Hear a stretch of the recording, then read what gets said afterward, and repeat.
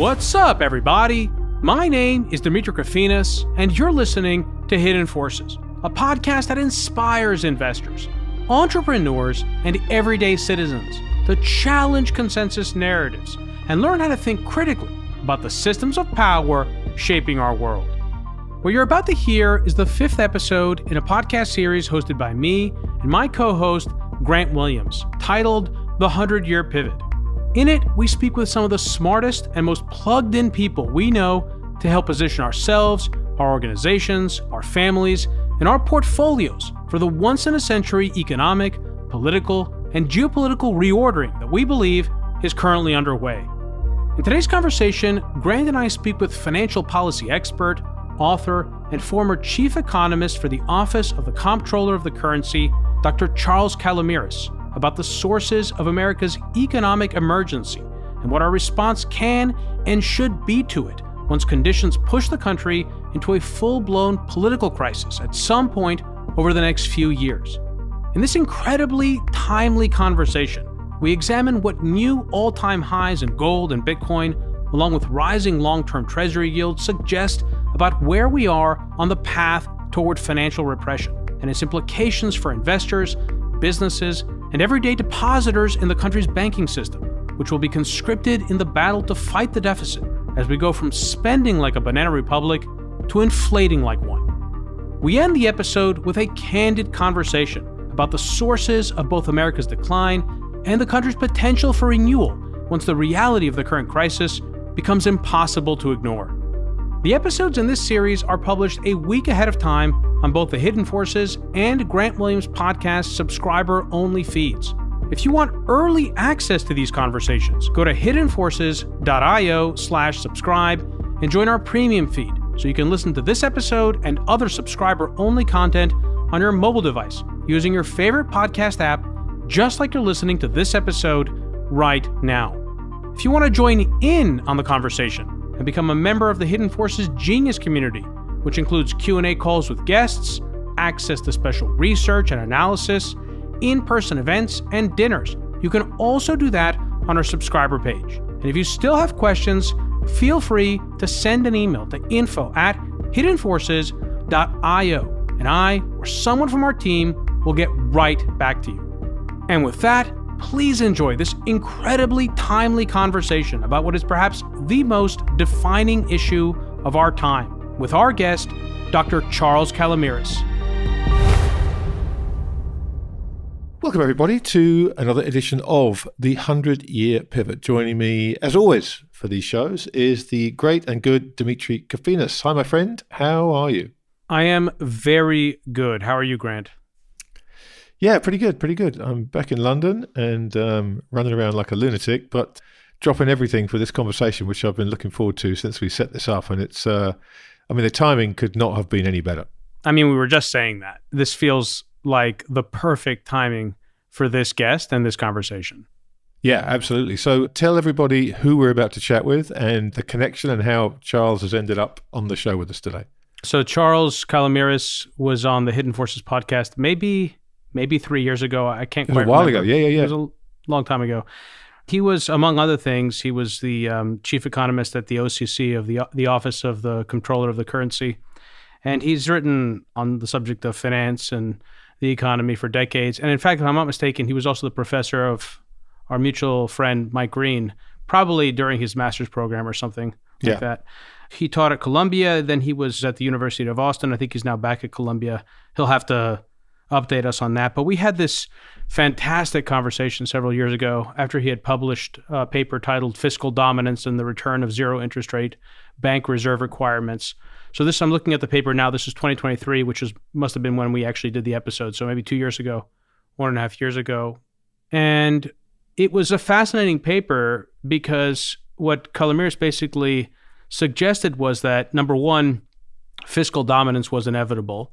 And we'll get into what fiscal dominance is and how he defines it, because it's a term that's been thrown around now for many years.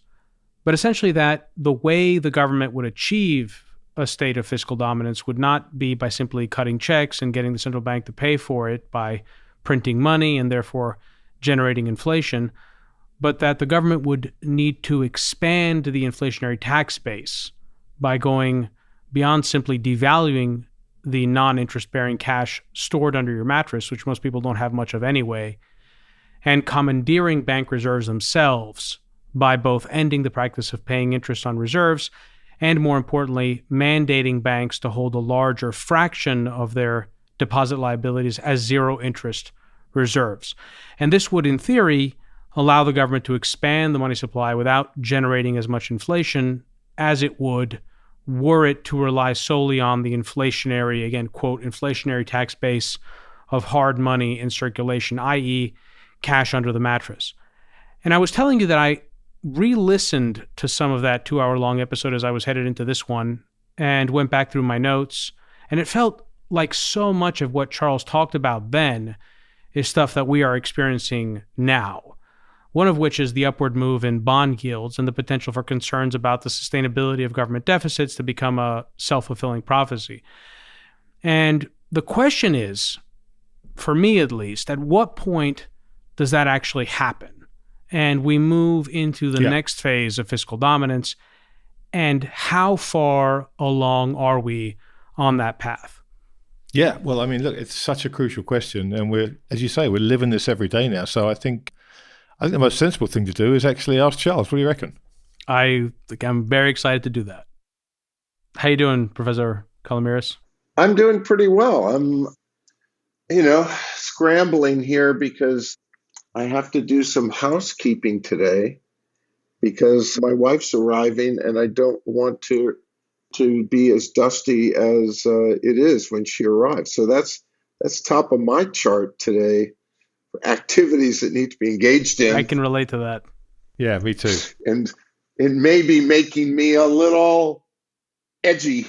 Well, hopefully we can try to take the edge off with a very simple conversation about fiscal dominance and the future of FinTech. Well, you notice what's going on in the bond market. It looks like maybe and Moody's finally woke up from their slumbers. I'm pretty sure I heard about this from some guy from Columbia. A few years ago. Yeah, well, it wasn't the first. So are you still at Columbia? We were just wondering about that. I have left Columbia. I'm now emeritus at Columbia. And I've gone on 3 different Don Quixote adventures over the past several years. So first, I decided to make the world a better place by becoming a financial regulator.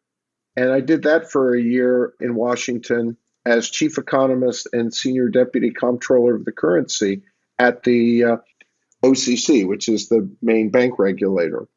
And that was very interesting, and I think we did some good. But, anyway, things were very undone by politics and a lot of stupidity, and they remain in a kind of frozen bad state.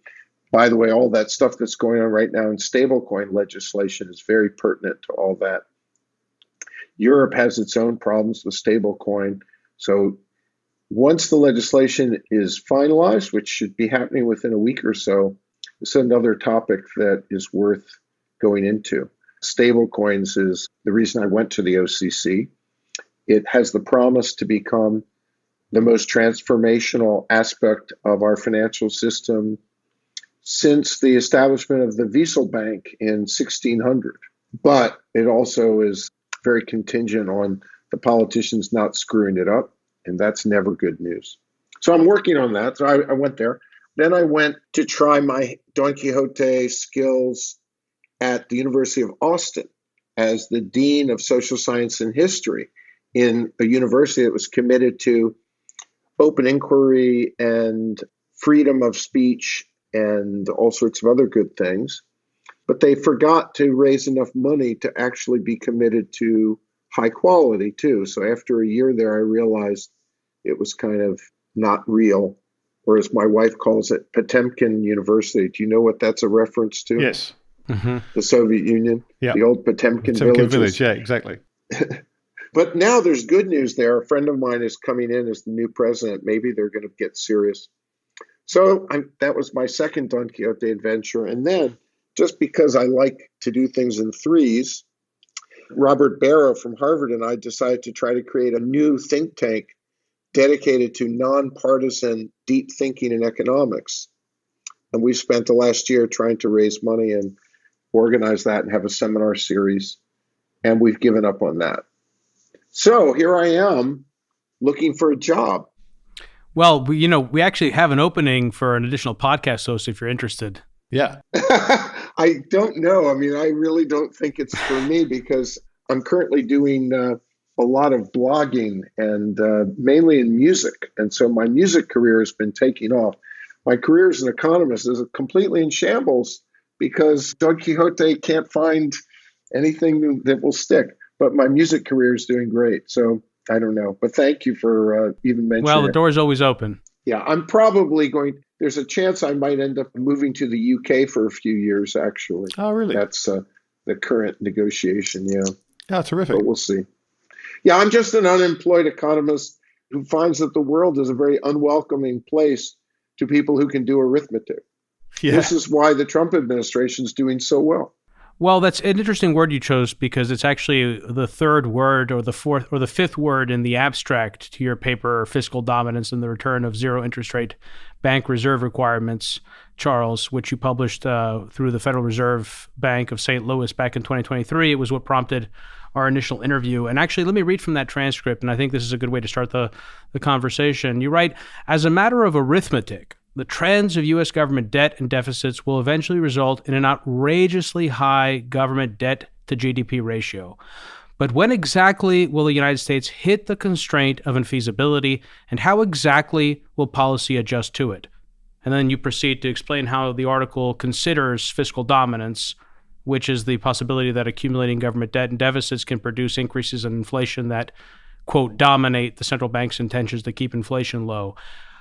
I feel like so much of what you wrote then, I was telling Grant, which you wrote in the future tense, is something we're living through now.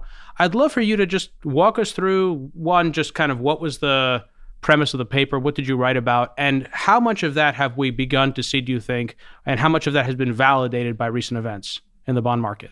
That's a great question. And what I really want to emphasize, which is directly responsive to your question, is the contingent nature of the way markets and governments interact as this whole thing evolves. And that's the essence of news. The essence of what news means is that on some days you wake up and nothing really important happens. And on other days, something does happen that's important.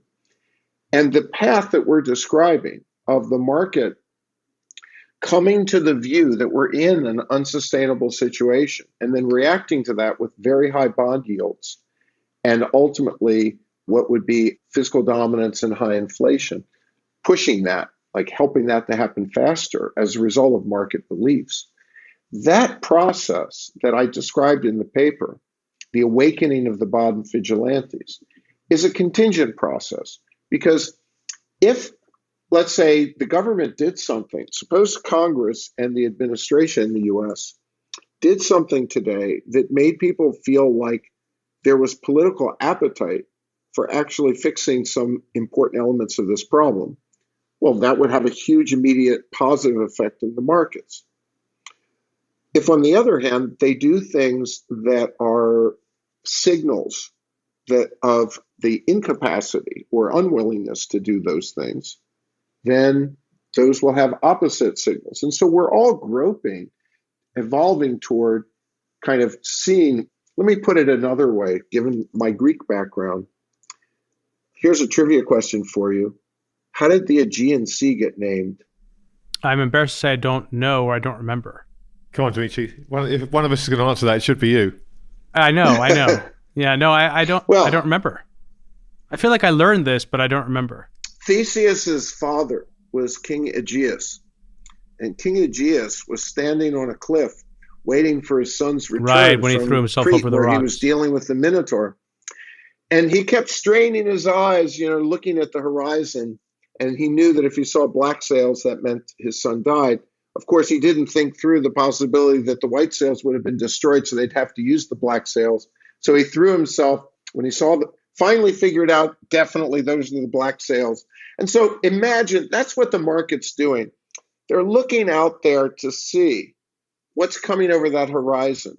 And when you first see those black sails, you kind of say, those sales look awfully dark, but you're still waiting.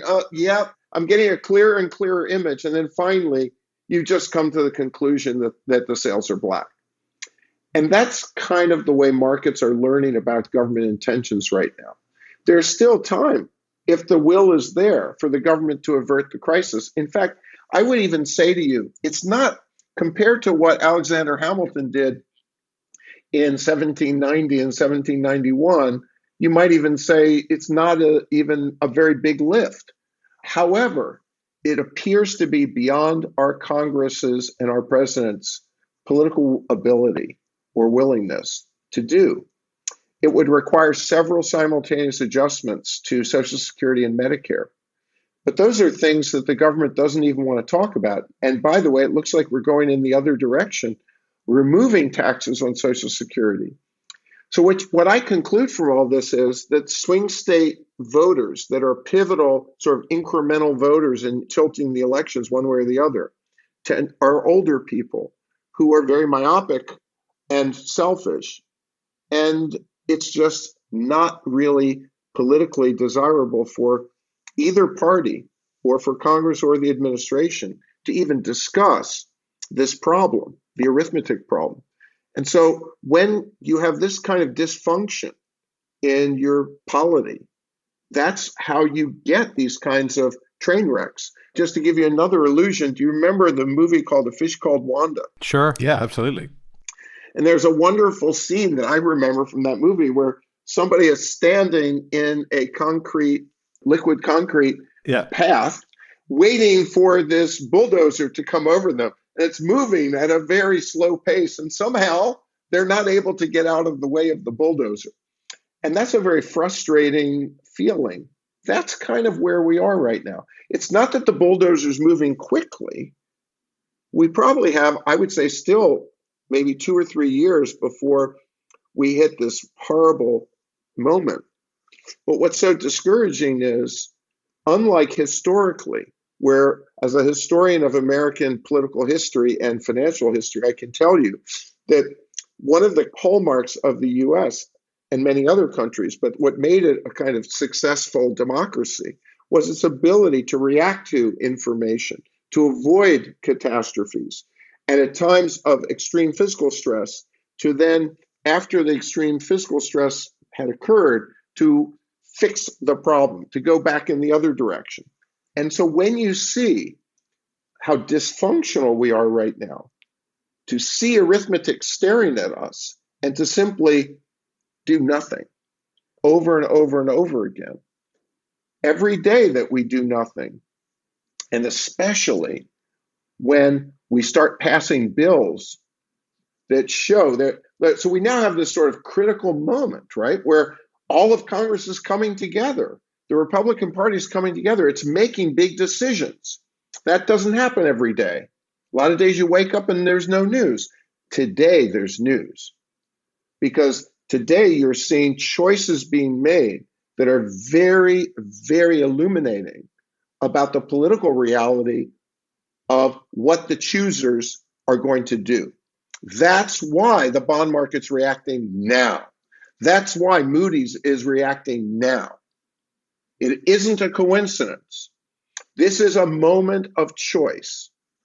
And that's why the markets are starting to wake up, because this is a moment where we're starting to learn some things. And what we're learning is that we know we already have 100 trillion present value of contingent debt in Medicare and Social Security. We know that defense spending is going to go up.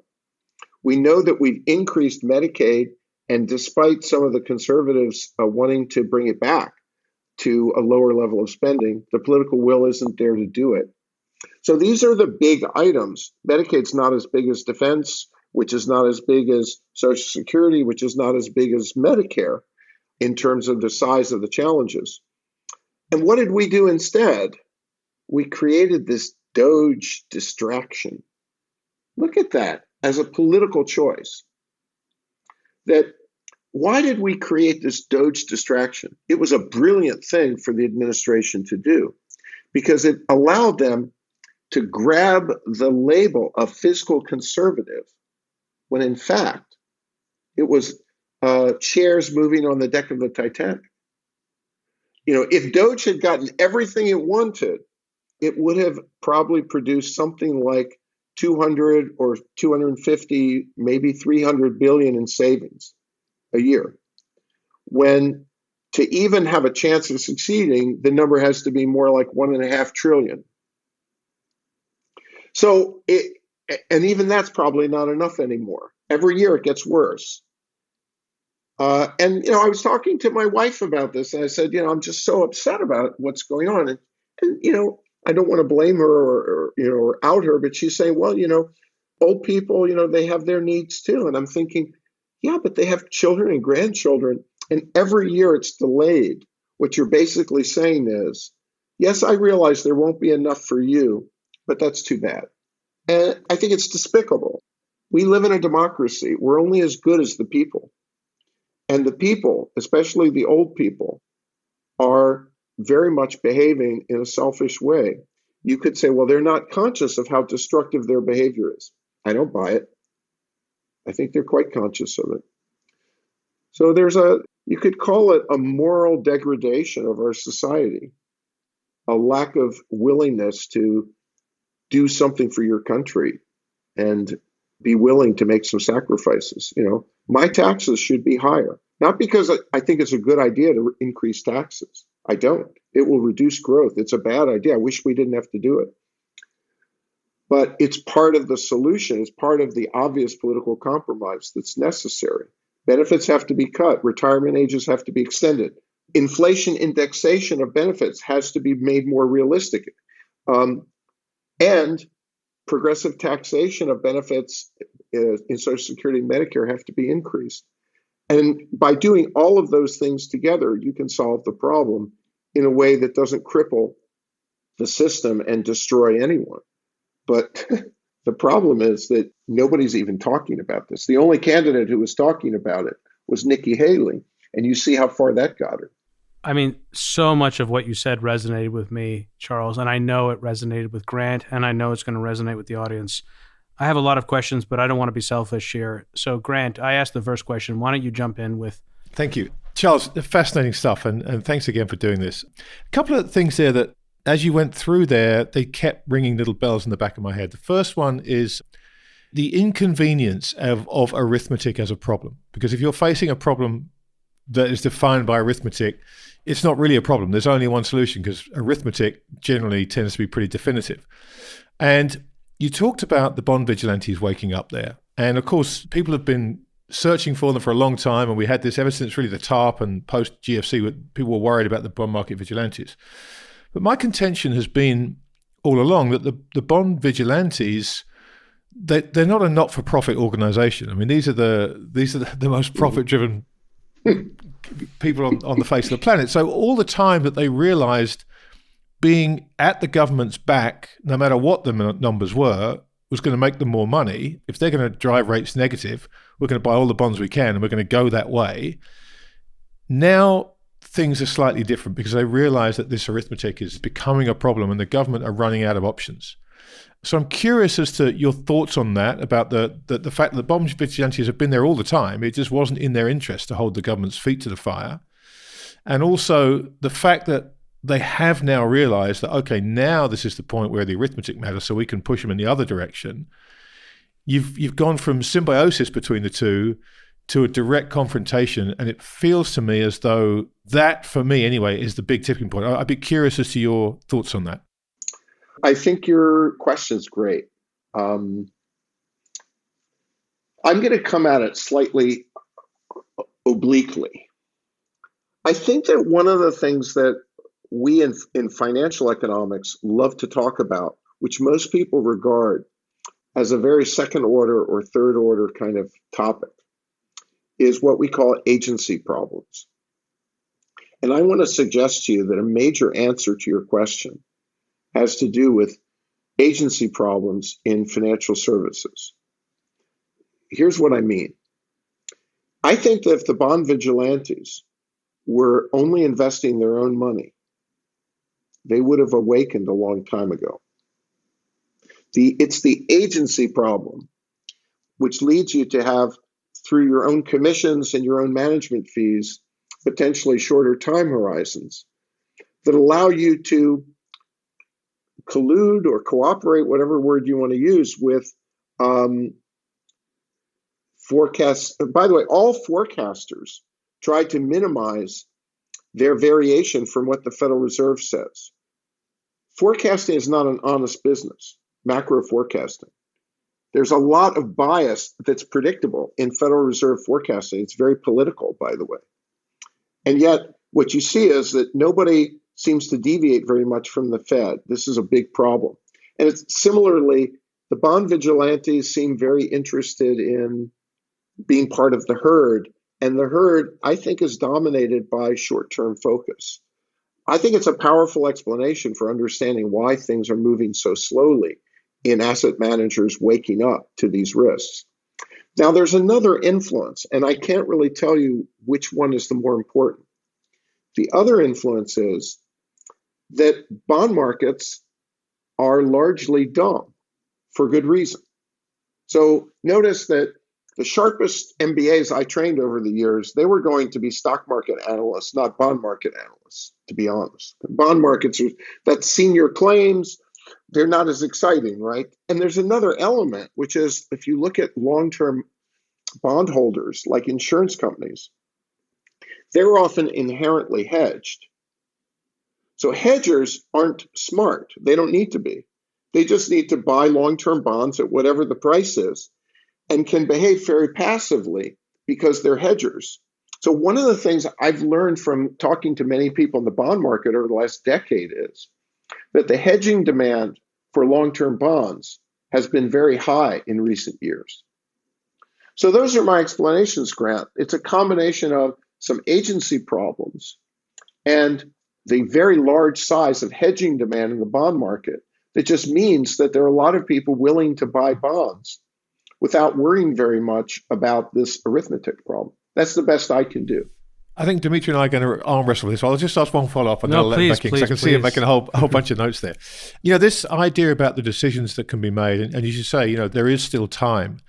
But it's very interesting, this idea, I have a friend, Marco Papic, who talks about this framework of constraints and preferences. And he says, you know, if you think about the preferences that politicians have, they're pretty straightforward.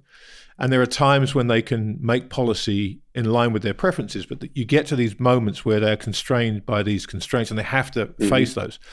And it feels as though there are economic constraints here, but there are also political constraints. And unfortunately, one will trigger the other. If you cater to the economic constraints, you're probably going to have to do things that are politically incredibly unpalatable, and you're going to end up getting voted out anyway. And the opposition will likely join the public in condemning your actions just to get in power. And if you trigger the political side of things and you do the things that you think are expedient for your base and will result in you maintaining a grip on power, you're going to trigger the economic constraints. So as I kind of look at these two kind of pressures weighing on everything here, I struggle to see a way in which you can move within that constraint that will, as you say, ameliorate the problem in time. And so I'm curious, you're the first person of any standing that I've heard say there is time. And I'm fascinated to see. Well, perhaps 3 years. Right. I'm thinking of it as 3 years or so. So, you know, with these things, everything's a little contingent. Let me give you an example. COVID was a helpful shock on the one hand. On the one hand, it wasn't, which is it caused a huge buildup of debt. But on the other hand, it created an unanticipated inflation shock that eroded the market value of government debt by more than, I think, 12% or so. And that actually meant that the constraint, this sustainability constraint, was ameliorated by a sort of downward adjustment of government debt and market value by a huge percent. Right now, I think tariffs are likely to do something similar. So, with, let's say, long-term bond rates upwards currently of yields of 5%, but that's embedded in that is an inflation expectation over that time horizon of probably something like 3.5%. But inflation isn't going to be 3.5%. The tariffs in the US are likely to make inflation just over the next year something like 6%. Beyond that, we don't know. There's reason to think that it might come back down after that. But my point is that will also be a helpful shock in terms of causing an market unanticipated reduction in the value of government bonds. And of course, if we have a really big shock from tariffs, if President Trump decides to impose very, very high tariffs, then the shock would be even bigger. So as an economist, as you're looking at all these things, you kind of have to make your forecast very contingent. And I think we do have a couple years of breathing space to resolve this. But like the fellow standing in the concrete in the fish called Wanda, I'm not sure that the 2 or 3 years is going to be very helpful. Because, and you see the key point, Grant, in this, you pose this difference between the politics and the economics. But I want to emphasize that's not always the case. Sometimes the right thing to do in terms of overall economic policy, the things that will create a stable and productive, growing economic environment, those things are popular sometimes. But sometimes they're not. And the key thing is if the crucial constituencies that are important incremental voting blocks in important swing states that are having a lot of power in deciding the outcome of political deals, if those people have a vested interest in preserving this unsustainable status quo, call them old people who vote, and they do, then you're kind of stuck. It's not always the case, but it's a very inconvenient reality right now. And it's not just the US, I think. I think this is a problem. It's kind of like the shadow of the baby boom, right? That this is a very important constituency, not just in the US, but in a lot of countries. And it's leading to a kind of global dysfunctional fiscal management problem. So I think it's demography to a large extent that's to blame. And by the way, birth reductions, we haven't even talked about that. But if population growth doesn't reverse, if we don't start getting growth in population, that's going to make the fiscal sustainability problem much worse.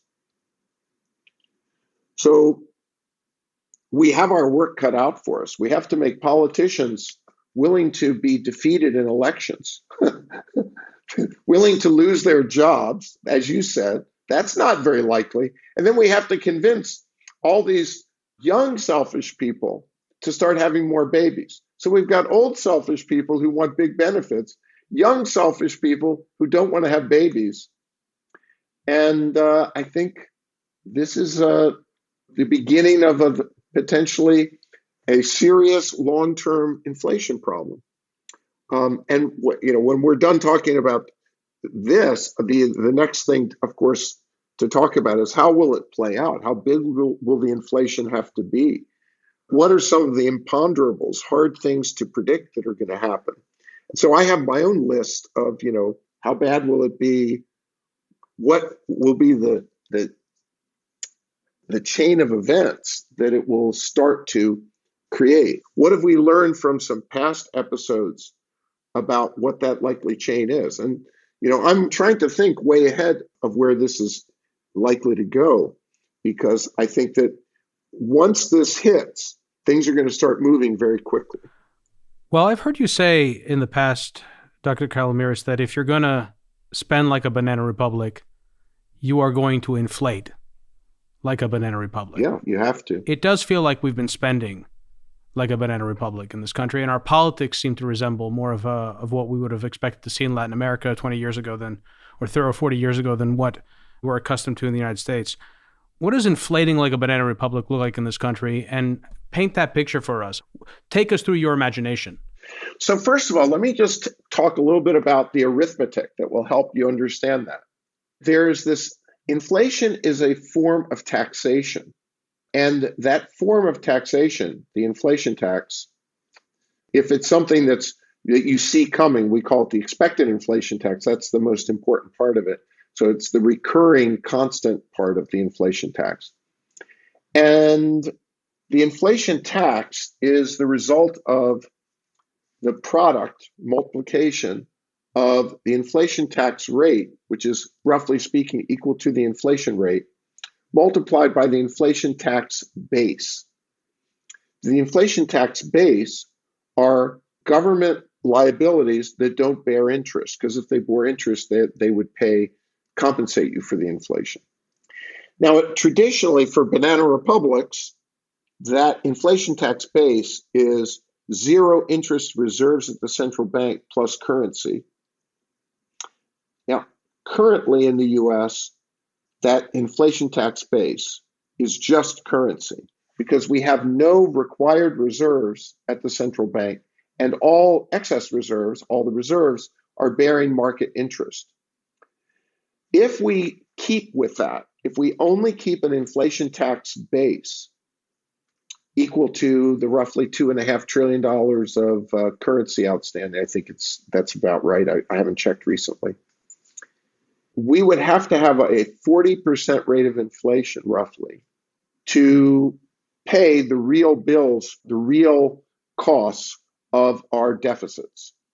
So the inadequacy of what I'll call direct taxation, income taxation, sales taxes, those kinds of things, relative to our expenditures, can be paid by this other kind of taxation called inflation taxation. And that's the arithmetic for helping you figure out how big would the inflation be. Because you know how big the expenditure gap is. And so then the question is, well, what's the inflation tax rate have to be if, when multiplied by the inflation tax base, you get a total that fills the gap? If the inflation tax base is just outstanding currency, which is what it is in the US today, the rate of inflation would have to be around 40%.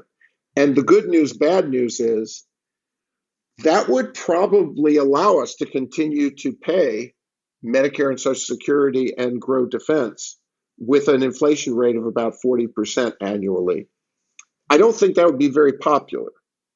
And so the most obvious thing, I think, almost immediately that will happen if the Congress doesn't solve the problem in the next couple of years is that when the bond vigilantes start coming out, like you saw that we had a disappointing Treasury auction yesterday. Yeah.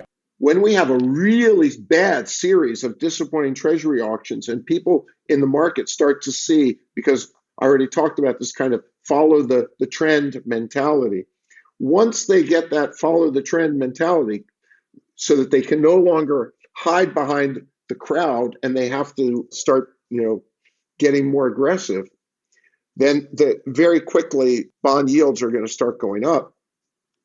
The Federal Reserve is going to see this problem and it's going to have to come in and fill the gap. That's when fiscal dominance becomes a reality and it dominates monetary policy. And when it does that, it's going to see immediately that it's going to have to restore reserve requirements and pay zero interest on bank reserves. And let's just, to be concrete, that means require that banks keep, say, 20% of their deposits as zero interest reserves at the Fed. That will then, the inflation tax then will be in large part a tax on the banking system.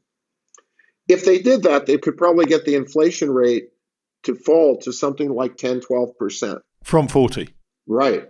And so that will be something that is clear. The Federal Reserve Board has the power to set reserve requirements and to set the interest on reserves without any congressional approval. And they will do that because Congress and the president will tell them to do that, because that's the obvious immediate thing to do.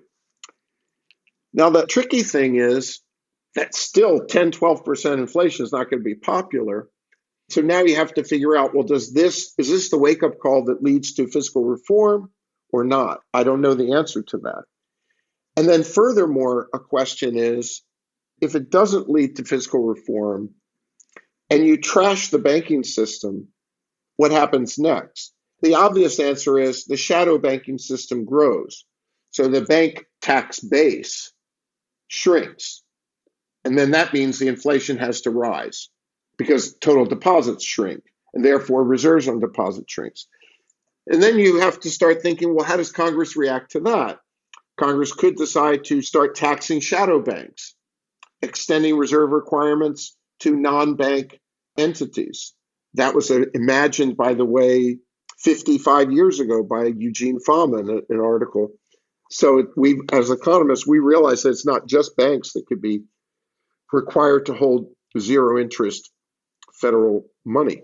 So these are the imponderables. Is how do we adjust? We could say, well, obviously, if Congress doesn't have the political will, we'll probably do what banana republics do and tax the banking system. But now we have a lot of technological alternatives. We live in a modern economy with a lot of FinTech. And then the question is, well, will that tax base shrink? And if it does, then you're talking about inflation going higher than that 10 or 12%. And eventually this can't work. So the inflation tax base is not coming from God. It's coming from the financial system. And if the financial system innovates and Congress doesn't pivot in another direction, then you're back to very, very high rates of inflation. So I guess this is what I do at night, is I think through scenarios that have this interplay between politics and economics. So the economics tells you, here's what inflation tax is, here's what the arithmetic says, here's how high the inflation will have to be. Then the politics says, well, how do we react to that? How does the Fed react? How does Congress react? Then how do the markets react to that? More goes to FinTech. Well, then how does the government react to that? So that's what I mean by a kind of sequence of imponderable scenarios. So we soon get to a point where the ability to forecast the inflation rate or how the financial system will evolve becomes very difficult. We know that the initial shock will be to trash the banking system, to drive up inflation. But then beyond that, it's a little bit tricky. So I'm very excited to pull on this thread around fintech and financial innovation, especially considering the fact that we have stablecoin legislation, the Genius Act, which I think began as the Stable Genius Act, which speaks to the banana republic that we live in today. Yeah, it started off as a really good act. The bills that came out of both houses of Congress were very encouraging. But there's a lot of dealing going on right now. And at the end of the day, I don't know what we're going to end up with. It might be worse than no bill at all. Yeah, so I'm very much looking forward to pulling on that thread. However, I just want to ask one question or open one door here, which I feel like we've been circling around it. I'm sure many members of the audience are wondering about it. And that has to do with the dollar, because when we're talking about the sustainability of U.S. government deficits, we're talking about the value of the dollar, because the United States has been running consistent capital account surpluses for many years as a function of its trade deficit and its current account deficit. And this administration, the president and his Treasury secretary, seem to have been proceeding along with an assumption that they would be able to pass tax cuts and not necessarily address some of the spending issues by the U.S. government by relying on tariffs as a revenue tool. And that presumes that the dollar would remain stable. And I'm just curious, how prudent are those assumptions? Oh, no. Tariffs are just like, again, it's like Doge. I think that you have to understand this as a political device, that what the Trump administration is doing with its discussion of revenues from tariffs is similar to what it's doing with its discussion of Doge. That is, Doge is a distraction. It's not quantitatively important to solve these fiscal problems, but it makes you look good. And I think the same is true of tariffs. So let's look at where we are with tariffs. The most likely outcome under the current, and it changes pretty quickly, but under the current administration position, my best estimate is that the average tariff rate will be about 15%. That's a very big shock to the economy, by the way. I'll tell you, my back of the envelope calculation is that the hit to GDP as a result of the tariff will be about 3.5% negative, which puts us into a recession, I would say, by the end of this calendar year. The inflation consequence will be about, as I said, about 6% inflation from now for the next year. So those are not very helpful economic consequences for taxes generally, right? So if the tariff causes GDP to shrink by 3.5%, income tax goes down, sales tax goes down, a lot of things go down. But even if you took the imports, which are about, I think, 11% of GDP right now, and you said you're going to get 15% of 11% of GDP, that's not a very large number. And from the actual so far tariffs collected, maybe you're talking about something like $100 billion a year additional. Again, this is not a lot of money. So I think you really have to understand that people are gripped by psychological forces. The most obvious one, the most powerful theory in all of social science is the theory of cognitive dissonance, which simply says people like to believe and will tend to believe what is easy and pleasant for them to believe. Donald Trump is a really good PR guy, and he makes people feel good, and people want to believe what he's saying. So when he says Doge and tariffs are going to fix our fiscal problem, just like the early republic will rely on the Department of External Revenue, and he makes up these great sounding things. I don't know why people don't probe more deeply and ask some questions and pull out their calculator and see whether any of this adds up. I don't know why they don't, but part of the answer is cognitive dissonance. They like going to his rallies. They like cheering this sort of thing. And so, of course, this is nonsense. And by the way, I'll just reveal, I'm a Republican. By the way, I voted for Donald Trump. Why? Because my choices were so horrible. I don't blame people for voting for Trump. I'm a Trump supporter. But of course, with friends like me, he doesn't need any enemies, right? But so, yeah, I mean, we're kind of stuck, right?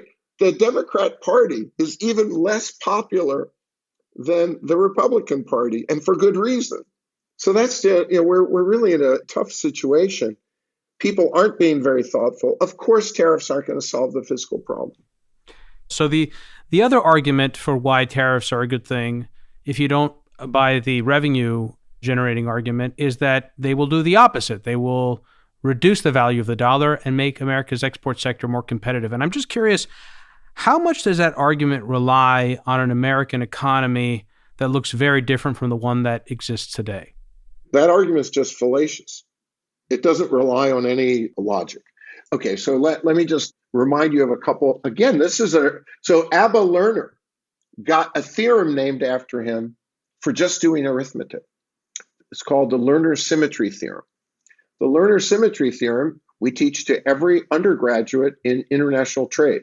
What the Lerner symmetry theorem says is, if you tax imports through tariffs, that effectively taxes exports, because over some sufficiently long period of time horizon, imports and exports balance. Now, you might say, well, wait a minute, they're not balancing right now. We have a trade deficit. That's true. And so it is true that you could, by damaging the value of the dollar, you could make the trade deficit smaller. That, by the way, it would be crazy because it would force up interest rates in the US. What Trump and his advisors have said recently, which is just like beyond belief, is maybe if we made US debt less desirable, we'd reduce the trade deficit. It's important also how that trade deficit would be reduced and how much heavy industry already exists to supplement imports. So my point is, yes, it's true that by making the dollar less attractive as a reserve currency, you could reduce the trade deficit, but you wouldn't be increasing exports. So we have a very clear arithmetical and economic answer to the question. If we made the dollar less attractive, what effect would that have? And we used, let's say, tariffs as part of the tool, but they're also talking about taxing foreign holdings of US treasuries, don't forget. That's how crazy they are. And of course, that won't happen. Congress isn't that crazy. But to use tariffs or even this additional tool that they've been flirting with, yes, you will make the dollar less attractive and you will reduce the deficit. But you'll reduce the deficit by having imports fall by more than exports fall. Both will be falling. Tariffs cause exports to fall. So it's very important. These are not even difficult things for economists. These are like arithmetic things, theorems. They're the things that we teach undergrads. That's what's so strange. Like arithmetic is the first math we learn. I think I learned probably new multiplication by fourth grade, didn't I? And addition and subtraction, I think probably by third grade. So I'm trying to figure this out. Like, what is the level of education necessary for people to be able to understand some of this arithmetic? And, some of it's a little more complicated. But as I said, no, it's not complicated. It's not a question of whether tariffs will cause exports to go up or down. They will cause exports to go down. They may cause, especially if in the current administration's proposals, may cause imports to go down by more than exports go down. That's true. Is that a win for us? I'm having a hard time understanding how anyone could think it is. And I think we're looking at a situation. Let me remind you what the basis is for my calculations about why I'm looking at something like a 3.5% decline in GDP. That's going to happen pretty quickly. So Mario Crucini wrote a very important article in the early 1990s. He's now a professor at Purdue, I think. Mario wrote an article showing that the Smoot-Hawley tariff of 1930 caused GDP to fall by about 2 percentage points, which was a very micro exercise. It was a very credible and good micro study. So I'm going to use that as my benchmark. That was a tariff increase from average level of about 10% tariff to about 17%. So a 7 percentage point increase. The current change is moving from about a 2.5% tariff to about a 15% tariff. So that's about a 12 percentage point increase. But it's even worse than that, because the former Smoot-Hawley was mainly tariffs on final goods. The current system, a significant portion of our imports are intermediate goods, which are used as part of very productive supply chain kind of operations. So putting a tariff, and of course we have big part of the increased tariff over the 10% baseline is aluminum and steel, to give you a sense of it. So that means that the tariff consequences for GDP and for inflation per unit of percentage increase will be greater. So I think it's actually a conservative guess to say it'll be about negative 3.5%. And it's going to happen pretty quickly. And by the time the administration realizes it, it'll be too late to correct in time for the midterm election. So talk about further fiscal consequences. Now we have to factor in, we're going to have a divided government, most likely, because the Republicans will lose control of the House probably. So, I'm sorry, I'm just thinking out loud with you, but you're not going to get, even if you manage to damage the reserve currency status of the US, which they could do some damage. Yes, that'll just be counterproductive. It'll make interest rates go up all the more, leading to the fiscal problem hitting us even harder. And it'll cause exports to go down, not up. Yeah, Charles, I love the fact that you're thinking this through with us, because thinking about the stuff on the fly, it just makes it that much more interesting to me, because we don't come at it with preconceived ideas. And I think this idea of determined outcomes, we hear a lot of people talking and commenting about this is the outcome we have to achieve here. The steps to achieve that outcome, slightly grayer in nature. And I'm reminded of that famous Upton Sinclair quote about it being difficult to help a man understand something if he's not understanding it. His salary depends upon that. And so I look at the constituency and I look at the politicians. They agree that the arithmetic, to come back to your first point, is solid and it takes us down a very dark road. There seems to be some agreement on the fact that we need to find a way to cut entitlements. We need to do all these things. And then you get down to, as I say, the constituents. And for the politicians, it means somebody needs to make some guaranteed politically suicidal decisions, and or the electorate have to be the turkeys that vote for Christmas and agree to take massive cuts in their benefits and extend the retirement age, et cetera, et cetera. And whichever way I come at this, I think about the incentives and the outcomes aligning, and it seems very difficult to me that anything is going to be a choice that's made. This is going to, the car has to hit the wall for something to happen, because we can talk all we like about it. And you could give them 3 years runway, you could give them 5 years runway. The answer is the car's going to hit the wall in 3 years or 5 years or probably sooner. I agree. I agree with you. And in fact, I said so even in my 2023 article. Yeah. It was already apparent to me at that point because we were already seeing in the presidential election, we were seeing that almost no candidates as of 2023 were raising this issue. So it was very telling, kind of, the dog that didn't bark. It was very telling, even in 2023, what we weren't talking about. And as I said, Nikki Haley started to talk about it, and it was not helpful to her. Nobody wanted to hear about it. So, the voters get what they deserve. I love to tell people, and I'll tell this to all of your viewers who are looking at this and tutting along with many others, look yourself in the mirror. Take a hard look, because you're the problem. That's the thing about a democracy. Are you having the tough conversations? Are you talking about the selfless things that you need to do? And I think, that's the hard thing. And I'm going to even go really flip it on you now and say, how much of this has to do with a kind of moral and spiritual degradation of our society? We've had a slippage in the number of people who are expressing, especially young people who are saying that they are members of some religious organization.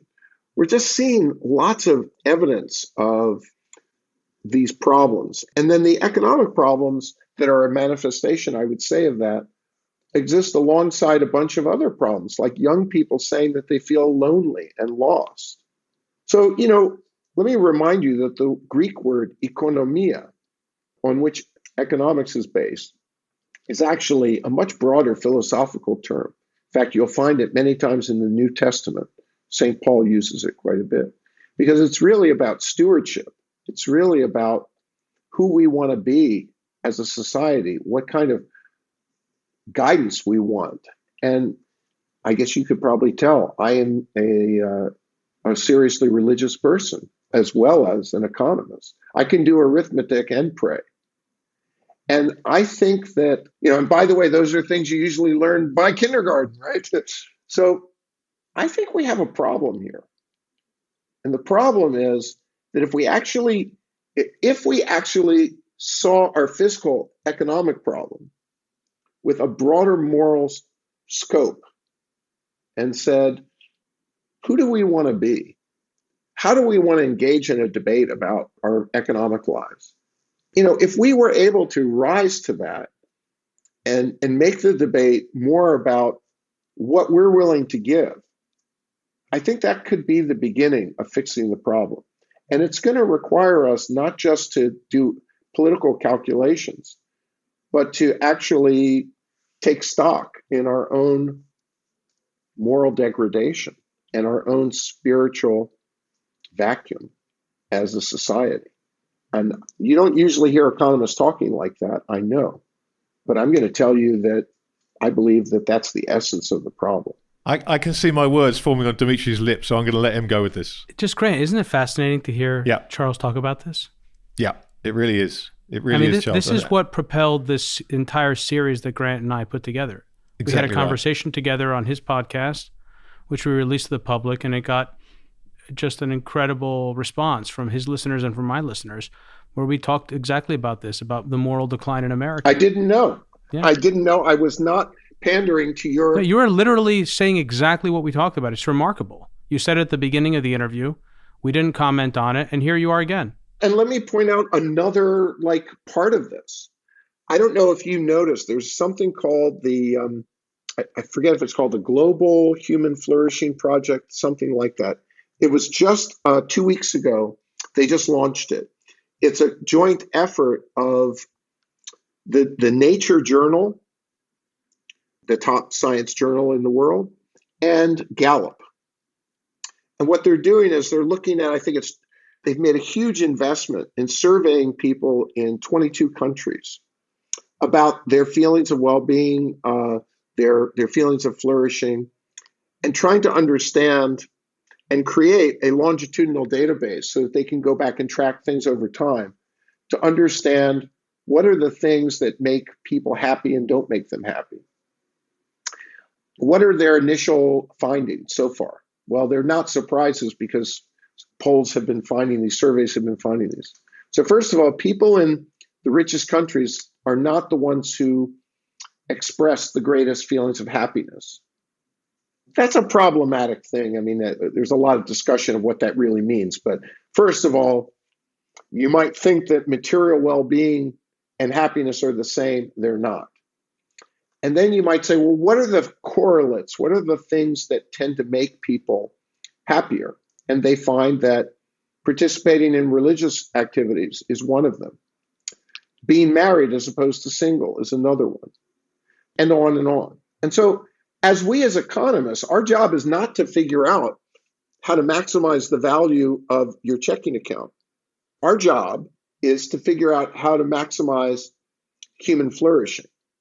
And so this is a really interesting global new initiative from the journal Nature with a whole group from around the world of academics of all disciplines, not just economists, working with Gallup to try to talk to people and find out what makes us tick and how we can get better. So I think this is really a great conversation for us. We should take these very narrowly defined fiscal issues and broaden the conversation, because the solution in these democracies, and of course the problem is the world's becoming more autocratic, not more democratic, but within our democracies, this is really our existential threat. Can we govern ourselves? I'll just stop the sentence there. Can we govern ourselves? So so many things to talk about. I mean, you mentioned earlier that the Greek word economia, oikos, you didn't mention this, but oikos means family. And it does feel like, at least in this country, if we want to extend the umbrella term family to the nation, we have lost a sense of a common identity. And in so doing, we've lost a sense of the common good, and we've lost the ability to speak to the public interest. It seems like it's everybody for him or herself. It's a kind of rape and pillage capitalism in this country. It's become very extractive.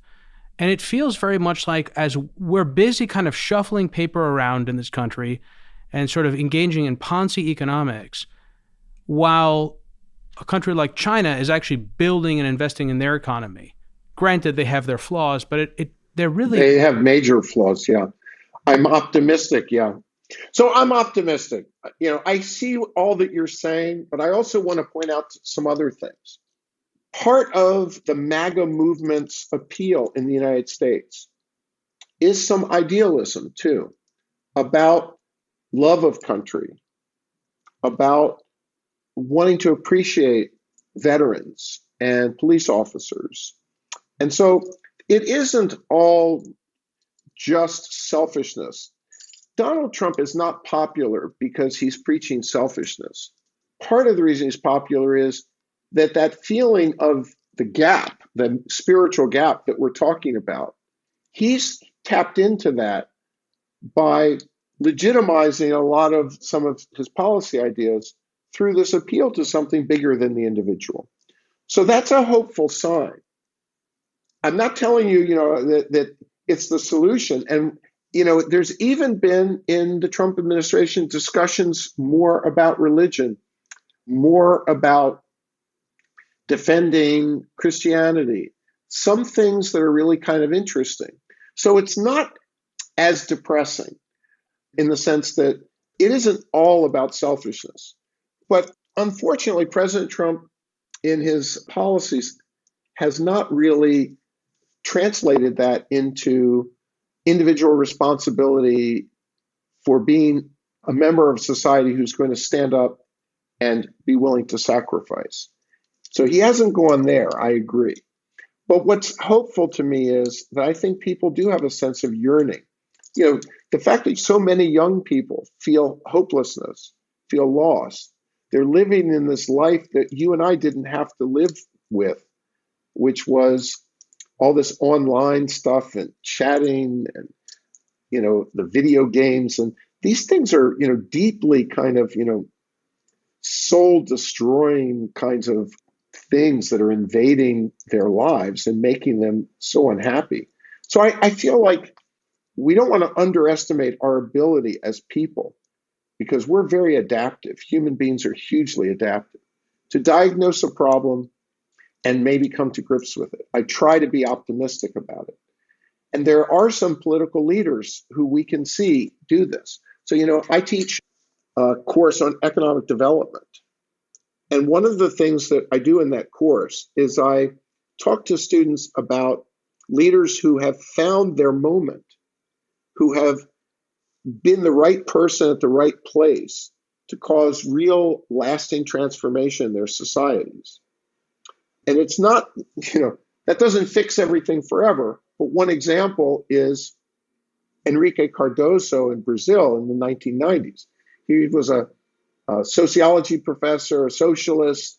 Believe me, I know a lot of professors. It's pretty unlikely to think that a socialist sociology professor is going to do much good in the world.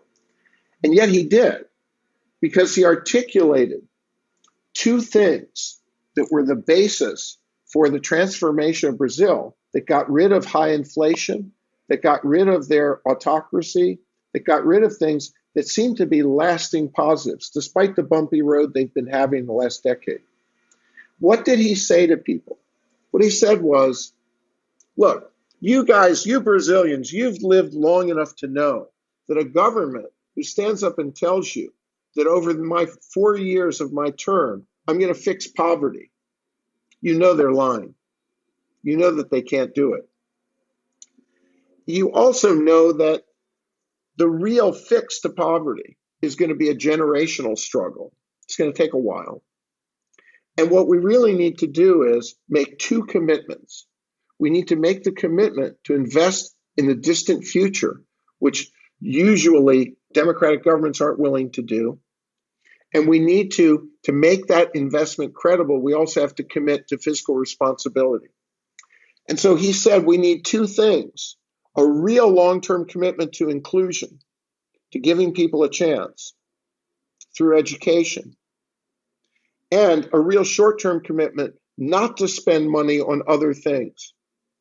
Now, you might say that's a loser, but it wasn't in his case, because what he did was he went to people and told them they already knew that that was the right answer. And it resonated with people. And that made him a huge transitional figure in his country, because he correctly articulated at the right moment what everyone knew was true deep down, and then showed them what the path was to actually doing educational reform to create inclusion that really gave up opportunities and fiscal discipline. And even though they've had a bumpy path since then, you'd have to look back and say, that was the message, that was the moment, that was the person that came together. So I could point to some other examples of this. They're fairly rare, but I don't think we want to lose hope, because the crisis will itself create the opportunity for leadership. So we have to try to think about what we can do as people individually to be part of that conversation, to be part of that solution. Part of my effort is I'm on this podcast.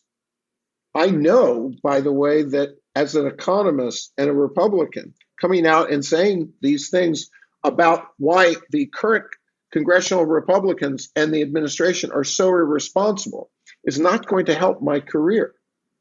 I'm not trying to say I'm some selfless saint, okay? But I'm telling you, I know it's true. Trust me. However, I have to wake up and look myself in the mirror, right? So we all need to start thinking like that. And eventually, I agree with Grant, and I've been saying for a long time, we're not going to solve this before we hit the fiscal wall. But then what are we going to do? And what lessons we take from it and what sacrifices we're willing to make is going to define whether we solve it. So I think we have to be optimistic and speak to the better angels within all of our brothers and sisters to try to get to this solution. I know it may sound trite to talk that way, but there's no other way. Charles, fascinating. There's so much in there. And as Demetri said, this was one of the major impeti for us going down this road. It really was, this idea of this moral vacuum and this loss of some kind of galvanizing spirituality, whether you call it God or you call it energy, whatever it may be, that's clearly missing. And I'm fascinated in what you just said there. A couple of words came up a few times that a lot of people associate with a religious aspect of some kind, and that's leadership and sacrifice. And I think you're right that the sacrifice has to come from the bottom up. We all have to look in the mirror, as you say, and make sacrifices. But unfortunately, until you see your leaders making those sacrifices, it's very difficult to galvanize people into getting that groundswell. And when I think about Trump as president for these times, I can't help but feel as though, yes, he's talked about religion and he's kind of tried to bring that back into the discussion, which is great. And yes, he's an agent of change for a sclerotic system, which is also great. But I can't help thinking of him as perhaps the last guy who has to take this down. And I base that on the fact that there is a level of self-interest there and not sacrifice. And we've seen this in one of the things that started this for Demetri and I was the meme coin on the eve of his inauguration. That pocket lining exercise, the Qatari jet, the real estate deals, all this stuff that is the antithesis of sacrifice. In fact, it's quite the opposite of that. It's self-enrichment within the office that you're supposed to sacrifice and show leadership and all those kind of moralistic things that we like to think our leaders will represent. So I think, again, we all understand what we need, and there is an enormous spiritual, religious, whatever way you like to frame it, component to that. But I feel like the fact that the car has to hit the fiscal wall before it changes, it feels to me like, even though we all kind of can agree that there's something lacking, some substance lacking here in this moral vacuum, it's not until someone tears the whole thing down that it gets rebuilt from a point of sacrifice and from a point of leadership. And I'd be curious to hear what you think about that. Well, no, Grant, I think, look, I mentioned Enrique Cardoso as a leadership figure. If it hadn't been for Brazilian hyperinflation, there wouldn't have been the opportunity for that leadership. Right. So, in fact, the book to read about this is Brazil in Transition, which was written by a bunch of people, including Lee Alston. And I recommend to you that you get Lee Alston to come in and talk to you about leadership. Because that book, believe it or not, written by economists and political scientists, tries to actually formally model what leadership means. And let me tell you what I think leadership means, drawing exactly from that book. Leadership is the coordination of opinion about how to move from one equilibrium to another. And if it's good leadership, it's a realistic vision of that change. In other words, the leader begins by telling you what you already know are the characteristics of your bad equilibrium.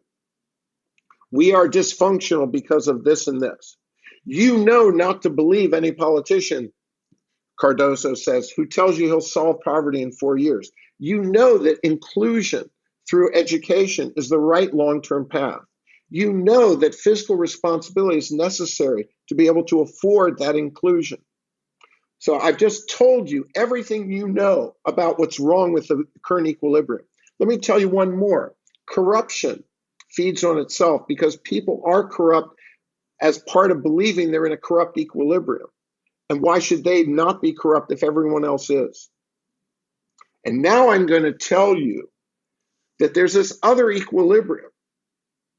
It's an equilibrium where there's much less corruption, where there's fiscal discipline, and where there's inclusion. And now I'm going to tell you the story about how we get from here to here. That is what leadership does. That's all in the Alston book. Don't credit me with that. And no other economist has ever written a book to try to articulate what leadership means. I thought it was a really interesting contribution. I think he should have gotten a lot more, they should have gotten a lot more credit for it than they have. But we don't see a lot of great examples of it constantly. But you know, we do see some examples. Winston Churchill was a failed politician until the Nazi threat made it his moment. You know, bad outcomes and bad equilibria create opportunities for leadership as I've just defined it, to seize the moment and give people an alternative. And people will come together and sit together and listen when they're faced with a really significant crisis.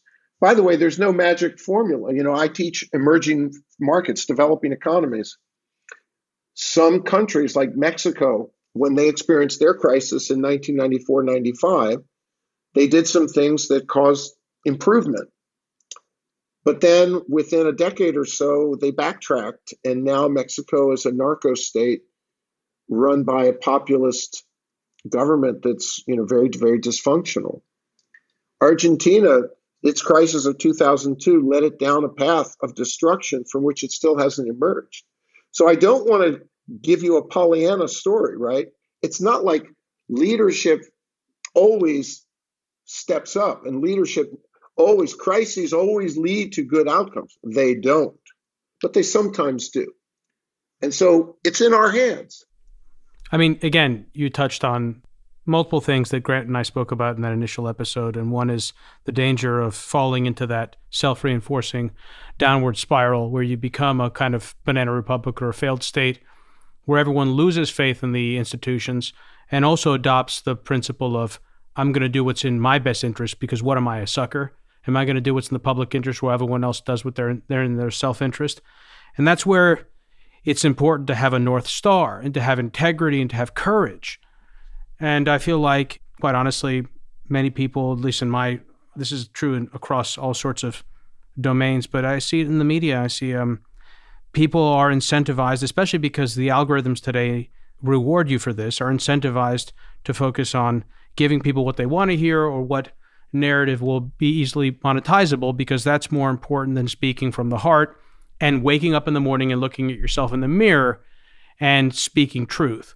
And so even though I said I wanted to pull on the thread of FinTech, Charles, I feel like that almost cheapens this conversation. I don't necessarily feel called to bring us back to that. So maybe the last question I would ask you, and then I'll kick it over to Grant, is it important to try and develop a set of heuristics or a way of identifying and elevating leaders, people with integrity, people that we respect and admire? I mean, I try and do that through my show and in my daily life in my own way, but is that something that's important during these times, that each of us who, let's say, those who resonate with the message that you've conveyed today, that we seek to try and lift other people up instead of focusing just on ourselves? Absolutely. I mean, I think it's too easy to answer that question. Yes. The harder thing is how. And, you guys, like all of us, are faced with constraints. You have to run a podcast. You have to find something that resonates with your audience. You have to find an audience. Those are your constraints. So let me, in the spirit, though, of answering your question more concretely, let me tell you something that I've done that I regard as quasi-miraculous. I decided about 10 years ago to go back to serious commitment to composing music. Why? Because I think that music is largely drivel right now. And I decided that I wanted to take whatever abilities I had and try to create a community of musicians and empower a community of musicians to start doing music that was working in themes that were more meaningful and really dealing with questions that weren't popular and using instrumentations that were not popularly appealing. And I founded something that's called the Pano Hora Ensemble. You can find our website online. It's been quite successful, not financially. It's cost me some money, to be honest, but I feel like we're building something. Now, that's an example of doing something that really runs against the tide, that makes you feel like, whether it's your podcast or my ensemble or whatever.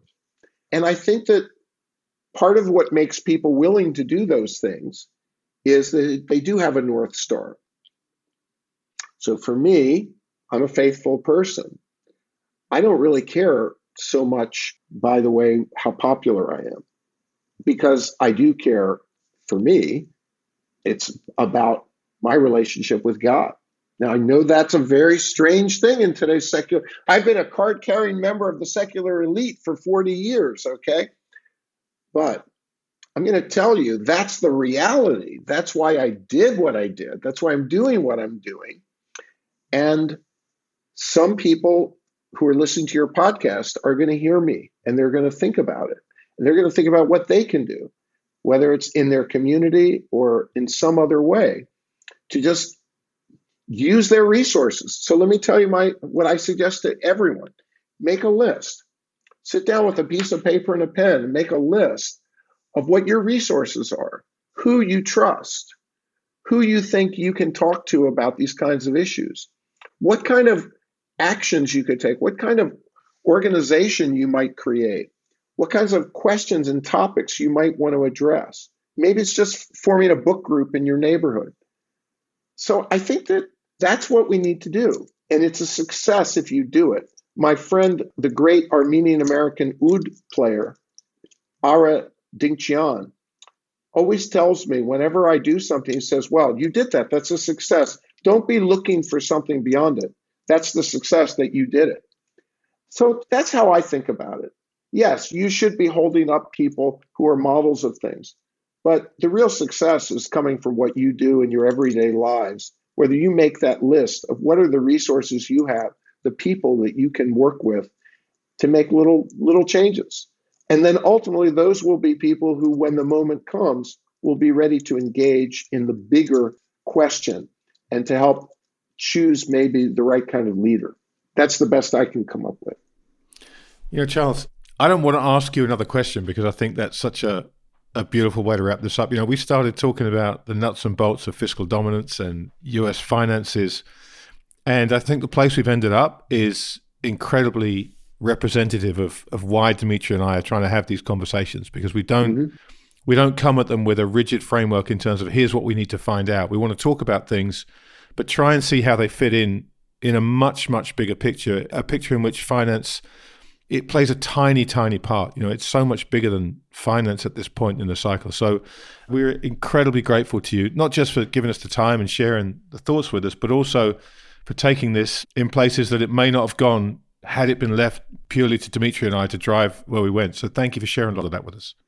Well, it's been a pleasure. And, you know, I think it's not a coincidence that many things are happening right now. This Human Flourishing project I mentioned, it's unprecedented. You know, Nature is an important journal. Gallup's an important organization. They're taking this on with a big network of academics. You guys are doing a transcontinental partnership. That's pretty interesting. I've started a music ensemble. So the world is a puzzling place in good ways. So we have to stay optimistic and don't lose hope. And thanks for your service. Thanks for taking all this on. Well, I want to also just put out for listeners again, you mentioned Panohora Ensemble that you're part of. The website is spelled Panohora,